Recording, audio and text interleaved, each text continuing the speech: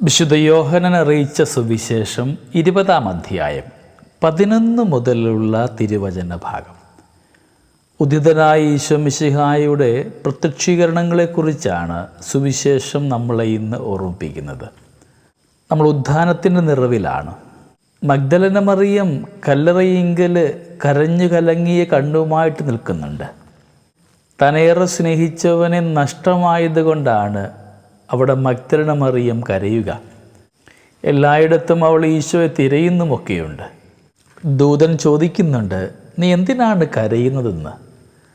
സ്നേഹമുള്ളവരെ, നമ്മുടെയൊക്കെ അനുദിന ജീവിതത്തിലെ ചില കരച്ചിലുകൾ ഈശോ നമ്മിലേക്ക് എത്തുവാനുള്ള കാരണങ്ങളൊക്കെയാണ്.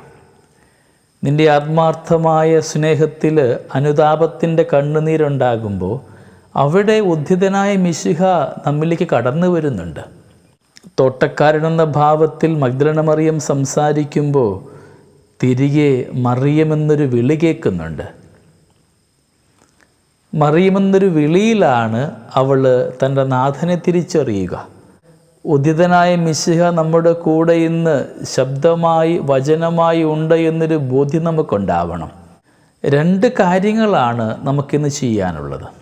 ഒന്നാമത്തേത്, ഉദിതനെ തേടി ഏത് ശവപ്പറമ്പിലും പോകുവാനുള്ള ഒരു ആർജവത്വം ഉണ്ടാവണം. 2, ഉദ്ധിതൻ്റെ ശബ്ദം തിരിച്ചറിയണം. ഇന്ന് വചനത്തിലൂടെ നമ്മുടെ കൂടെ ജീവിക്കുന്ന, ഇന്നും ജീവിക്കുന്ന ആ മിശിഹായുടെ ശബ്ദം തിരിച്ചറിഞ്ഞു കൊണ്ടുപോകുമ്പോഴാണ് എൻ്റെ ജീവിതത്തിൽ അനുഗ്രഹമുണ്ടാവുക, കൃപയുണ്ടാവുക. ഇന്നിൻ്റെ ഈ ദിനത്തിൽ നാം ആയിരിക്കുമ്പോൾ അവനെ തിരഞ്ഞു പോകുവാനും ഏതറ്റം വരെയും അവനെ അന്വേഷിച്ചു പോകുവാനുള്ള ധൈര്യം നമുക്കുണ്ടാവട്ടെ. അന്വേഷിച്ചു പോകുന്ന ഇടങ്ങളിലൊക്കെ അവൻ്റെ ശബ്ദം തിരിച്ചറിഞ്ഞുകൊണ്ട് ഉദിതനെ സ്വീകരിക്കുവാനുള്ള ഒരു കൃപയും നമുക്കുണ്ടാവട്ടെ എന്ന് ഇന്ന് പ്രത്യേകമായിട്ട് പ്രാർത്ഥിക്കാം. ദൈവം അനുഗ്രഹിക്കട്ടെ. നമ്മുടെ കർത്താവേ ശമിശിഹായുടെ കൃപയും പിതാവായ ദൈവത്തിൻ്റെ സ്നേഹവും പരിശുദ്ധാത്മാവിൻ്റെ സഹവാസവും നമ്മുടെ കൂടെ എന്നും ഉണ്ടായിരിക്കട്ടെ, ഇപ്പോഴും എപ്പോഴും എന്നേക്കും. ആമേൻ.